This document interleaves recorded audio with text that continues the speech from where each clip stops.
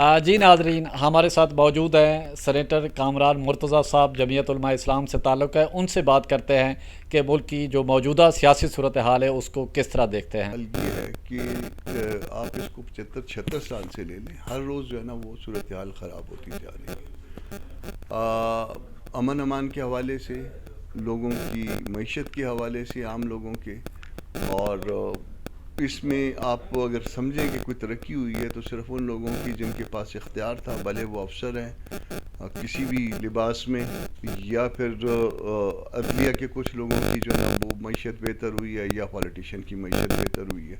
तो जब ये सूरत हाल होगी तो लोगों में अदम इत्मीनान होगा। तो इस वक्त इंतहाई ख़राब सूरत हाल में, इंतहाई अदम इत्मीनान की सूरत हाल में ये मुल्क चल रहा है। अच्छा सर, पाकिस्तान तहरीक इंसाफ के साथ कोई पेशरफ्त हुई या मुज़ाकरात हुए हैं इत्तेहाद के हवाले से आगे चल के? देखिए, 2-3 बातों पे इत्तफाक है हमारा। एक इत्तफाक तो ये है कि दस्तूर जो है इस पे आज तक हम इत्तफाक करते हैं। इस दस्तूर के मुताबिक जो है जद्दोजहद पे भी इत्तफाक है। डेमोक्रेसी पे आज तक इत्तफाक है, मासवा इसके कि हमारी पार्टी के अंदर के इदारे कल ये कह दें कि पार्लिमानी पॉलिटिक्स नहीं करनी, जो कि ये इशू मौजूद है हमारे अंदर।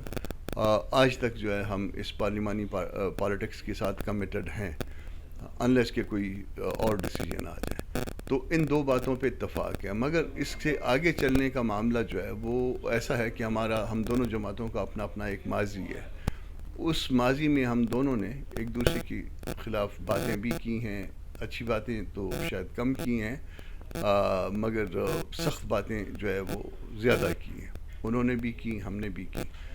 अब वर्कर्स जो है वो जो कि असल ताकत होता है किसी पार्टी का, उसको जो है वो कोई बिजली तो नहीं है कि बटन दबाएं तो आ जाए बिजली, बटन दबाएं तो चले जाए। तो इस सूरत हाल को इन दो नुकात पे आगे चल के शायद मुमकिन है कि हम इकट्ठे उसमें वो करें, मगर इस वक्त हमने तय किया है कि अपनी अपनी पार्टी की सतह पे जद्दोजहद की जाए। ये दो ऐसे पॉइंट हैं जो हमारे और उनके दरमियान मुश्तरक हैं। बाकी हम उनकी अपनी पॉलिसी है, वो अपनी अलग से पार्टी है, हमारी अलग से पार्टी है। तो एक दूसरे के ख़िलाफ़ मतलब हम एटलीस्ट हम जो है ना उनके ख़िलाफ़ कोई सख्त ज़ुबान इस्तेमाल नहीं कर रहे। गो कि उनके दो लोगों ने हमारे ख़िलाफ़, मौलाना साहब के ख़िलाफ़ गलत ज़ुबान इस्तेमाल की है, मगर इसके बावजूद हमने जवाब नहीं दिया। सर, लाहौर में कब जमीयत उलमा इस्लाम जलसा करना चाह रही है, अवामी असम्बली लगाना चाह रही है? लाहौर में थोड़ा सा एक तो मौसम का वो थोड़ा वो शिद्दत जो है वो हमारे मद्देनज़र है, और दूसरा ये कि वो ऐसे वक्त में जिस वक्त उसके बाद जो है ना फ़ाइनल डिसीजन जो है ना वो लाहौर में शायद ही लिए जाएं, और अगर फ़ाइनल डिसीजन की नौबत आ गई तो फिर उसके साथ ही हम जो है ना वो डेट्स दे देंगे, और फिर लाहौर से आगे शायद मामला तेज़ी इख्तियार करेंगे। साबिक़ वज़ीर आज़म नवाज़ शरीफ अगर जमीयत उलमा इस्लाम की बात करें तो एक उस पे नज़र आते हैं कि दोनों की सोच एक है। तो जब लाहौर जलसा करेंगे तो साबिक़ वज़ीर आज़म नवाज़ शरीफ को आप इन्विटेशन देंगे? अगर वो आना चाहें तो ज़रूर आएँ। ये इनविटेशन हर ख़ास व आम के लिए है, मगर किसी को ख़ास तौर पे जाके बुलवाना जो है वो नहीं ऐसा हमारे इस वक्त हमारे जहन में। और हमारे तो बहुत से गिले उनसे भी हैं।